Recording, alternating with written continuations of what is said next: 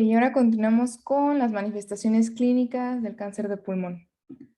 En el caso de esta enfermedad, solamente el 15% de los pacientes van a manifestar síntomas a la hora del diagnóstico inicial.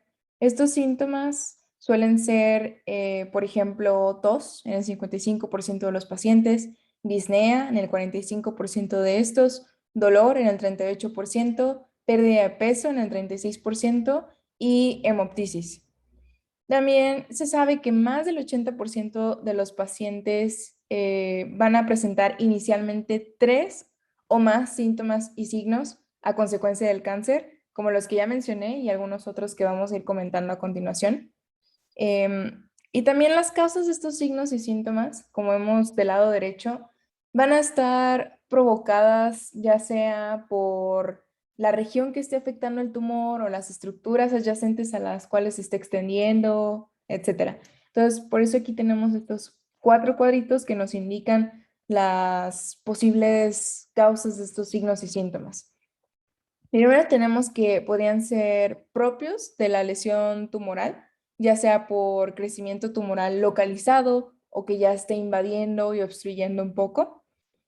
También pueden ser por una diseminación tumoral, pero que sea intratorácica, es decir, regionalizada, y que no hay metástasis, pero puede estar afectando ganglios linfáticos y estructuras adyacentes. Luego tenemos que también pueden ser ya por una diseminación extratorácica, más allá de donde inició la lesión, donde ya hay metástasis. Y por último, tenemos a los síndromes paraneoplásicos, que no están relacionados a metástasis. A grandes rasgos también podemos dividir los signos y síntomas en intratorácicos y extratorácicos. Y dentro de los intratorácicos tenemos los signos y síntomas pulmonares. Entonces, comenzamos con el de tos, cuya aparición en un fumador que ya lleva años con este, pues, hábito tabáquico es bastante sospechoso de cáncer de pulmón. Está presente en el 50-70% de los pacientes a la hora de la presentación y es más frecuente en aquellos pacientes con carcinoma de células escamosas y células pequeñas debido a que estas variantes suelen involucrar vías aéreas centrales. Después tenemos la hemoptisis, que su presentación va a variar dependiendo de la edad y el antecedente del fumador, pero a grandes rasgos se encuentra entre un 15-30% de los pacientes con este diagnóstico. En dolor torácico, que se manifiesta entre un 20 y 40% de los pacientes, es más común en los pacientes jóvenes. Normalmente se presenta en el mismo lado del tórax, donde se encuentra el tumor primario, y cuando encontramos que es un dolor ya agudo, sordo y persistente, es muy probablemente que ya esté involucrando o extendiéndose a estructuras como el mediastino, la pleura o la pared torácica. Después tenemos la disnea, que esta en particular es de tipo progresiva. Está presente entre un 20 y 40% de los casos y puede ser por una obstrucción de vías aéreas extrínseca o intraluminal. Algunas de estas causas pueden ser, por ejemplo, neumonitis obstructiva, las atelectasias, la extensión del tumor a los ganglios linfáticos e incluso también neumotórax. Y bueno, ya también al final tenemos sibilancias dentro de estos signos y síntomas pulmonares.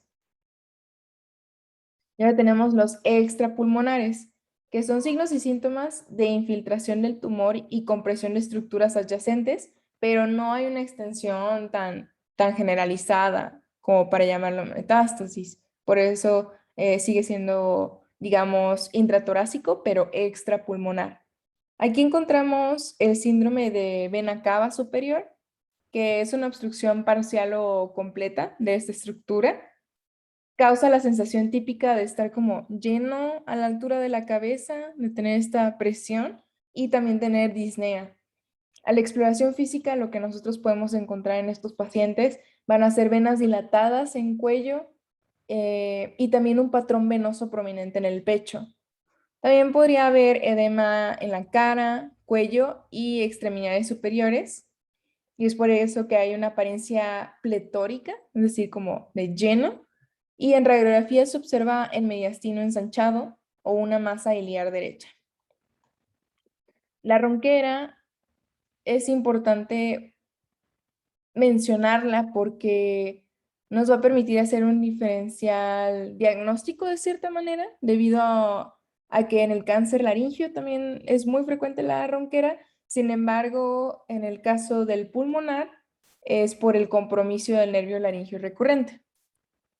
Y bueno, aquí también incluimos dentro de los extrapulmonares la disnea, la matidez a la percusión, neumonía posobstructiva y la obstrucción de vías respiratorias, tos y hemoptisis.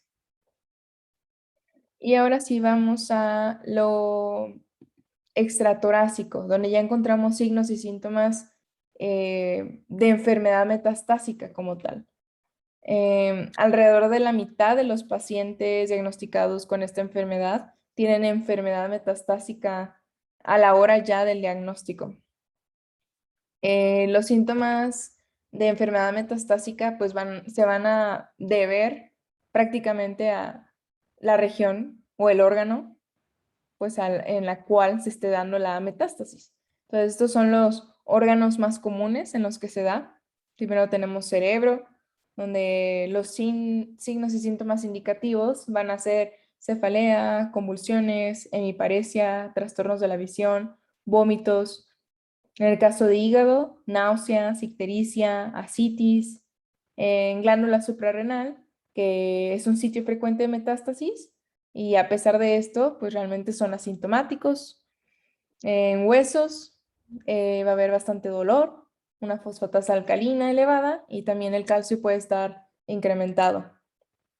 Y aquí también podríamos rescatar o agregar los síntomas constitucionales de pérdida de peso, debilidad y fiebre.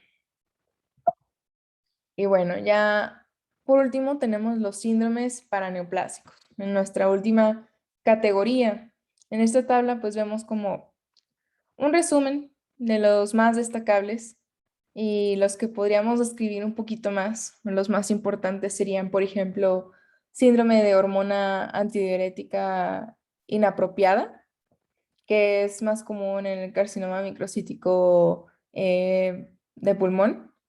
La severidad de este síndrome va a depender de la función de, o más bien el grado de hiponatremia que llegue a tener el paciente.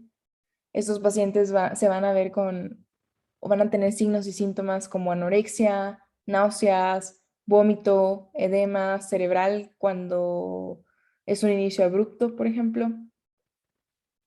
También tenemos la hipercalcemia, que es habitual en el adenocarcinoma de patrón escamoso y surge por el incremento de la secreción del péptido relacionado a PTH, o sea, es como una producción excesiva por parte del tumor. Y estos pacientes van a tener anorexia, náusea, vómito, constipación, letargia, poliuria, polidipsia y deshidratación. Luego también dentro de los síndromes paraneoplásicos está la osteoartropatía hipertrófica pulmonar, que es básicamente una atropatía que está caracterizada por ser dolorosa, simétrica y provoca un dolor de huesos largos. Normalmente involucra zonas como los tobillos, las rodillas, muñecas y codos, y a veces también otras zonas óseas como metacarpos, metatarsos y falanges. Y en una radiografía lo que podemos observar en el caso de los huesos largos como fémur y tibia es la formación perióstica de hueso nuevo. Bueno, por último tenemos el síndrome miasténico de Eaton-Lambert y también el síndrome de Cushing, que van a ser más comunes en el carcinoma microcítico pulmonar que en el caso del no microcítico.